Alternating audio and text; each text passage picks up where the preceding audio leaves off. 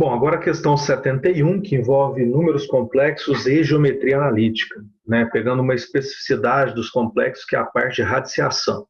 Né? Aqui está dizendo o seguinte: sejam Z1 e Z2 duas raízes cúbicas de um número complexo W, considerando-se as representações geométricas dessas raízes, sabe-se que Z1 está situada no primeiro quadrante e que Z2 é da forma B vezes I, onde B é um número real negativo e I é a unidade imaginária. Portanto, o coeficiente angular da reta que passa por Z1 e Z2 é igual a quanto? Pessoal, lembrando que o número complexo na sua forma algébrica é da forma x mais yi, onde o x é parte real do número e o y seria a parte imaginária e o i é a unidade imaginária. Né? Observem que, como ele está tratando as raízes cúbicas do número complexo W, ele pede para vocês considerarem as representações geométricas desses números. Então, considere as representações geométricas dessas raízes. Né? E aí, quando a gente trabalha com radiciação de complexos, quando você trata de raízes quadradas, nós teremos que essas raízes elas serão opostas pelo diâmetro de uma circunferência, com o centro na origem do plano dos números complexos. Quando você tem raiz cúbica, forma-se um triângulo equilátero. Se são raízes quartas, formam-se um quadrado. Raízes quintas, um pentágono regular e assim por diante. Então, forma-se polígonos regulares. Portanto, as raízes cúbicas desse complexo W seria mais ou menos essa situação que a gente ilustrou aqui, onde aqui eu tenho o eixo real, o eixo imaginário do plano dos números complexos. Ele diz para mim que o Z1 é um número do primeiro quadrante, né? Sem perda de generalidade, eu posso considerá-lo aqui. O Z2 ele é um número da forma B vezes I, onde o B é um número negativo, número real negativo, então ele está sobre o eixo imaginário, tá certo? E forma-se aí com o número complexo Z, ele é simétrico, né, ao Z1 em relação ao eixo imaginário, e aí forma-se esse triângulo equilátero aqui. A representação geométrica facilitará bastante a nossa resolução.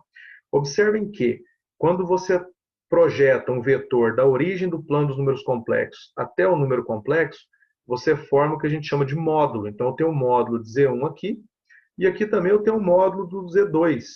E é importante destacar que esse módulo é o mesmo, né? O comprimento do vetor é o mesmo, tá? Que caracteriza, nesse caso, os raios dessa circunferência com o centro na origem do plano dos números complexos. Então, o módulo de Z1 é igual ao módulo de Z2. Como o polígono é regular, nós conseguimos determinar o ângulo central. O ângulo central de um polígono regular é dado por 360 dividido por n.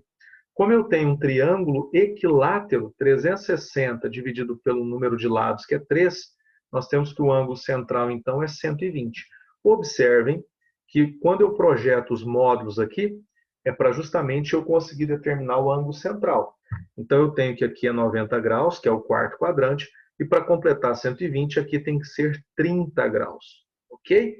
Observem ainda que o triângulo formado pelo centro O, Z1 e Z2, ele é um triângulo isósceles. Ele tem dois lados iguais, que são os raios aqui caracterizados pelos módulos. E aí, se ele é isósceles, os ângulos da base serão iguais. Esse ângulo será igual a esse. Como aqui é 120 graus, 90 mais 30, então sobram 60 graus que eu vou dividir ao meio. Então fica 30 graus para cada um dos ângulos da base. Tá? E aí agora observe o seguinte, nós precisamos determinar o coeficiente angular da reta que passa por Z1 e por Z2. Então, essa reta aqui que é o que nos interessa, o coeficiente angular dessa reta. Lembrem-se que o ângulo que nos interessa para trabalhar com coeficiente angular é o ângulo lido no sentido anti-horário entre o eixo real, que agora aqui caracterizaria o eixo x, e a própria reta. Então, esse ângulo aqui no sentido anti-horário é o que me interessa. Esse ângulo ele pode ser obtido pelo teorema do ângulo externo, né, lá da geometria plana.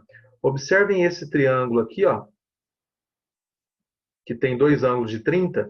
Pelo teorema do ângulo externo, eu posso considerar que esse ângulo é 60 graus, porque ele é a soma dos dois ângulos não adjacentes a ele. E aí, tendo esse ângulo de 60 aqui no sentido anti-horário, o coeficiente angular de Z1 e Z2 é dado pela tangente do ângulo de 60 graus, que é o ângulo lido no sentido anti-horário, e a tangente de 60 graus é igual a raiz de 3, tá certo? Raiz de 3 seria o item A na questão 71, tá ok? Então é uma questão que envolve radiciação de números complexos, mas quando ele diz para vocês considerarem a representação geométrica, isso facilita bastante o nosso trabalho. Claro que você precisa lembrar que as raízes de um número complexo, elas caracterizam vértices de polígonos regulares. Então, no caso de raízes cúbicas, seriam os vértices de um triângulo equilátero, como esse que foi proposto aqui. E aí a gente trabalhou por meio da teoria angular, né, para poder descobrir o ângulo que caracterizaria ali o coeficiente angular da equação da reta que passa por Z1 e por Z2. Certinho?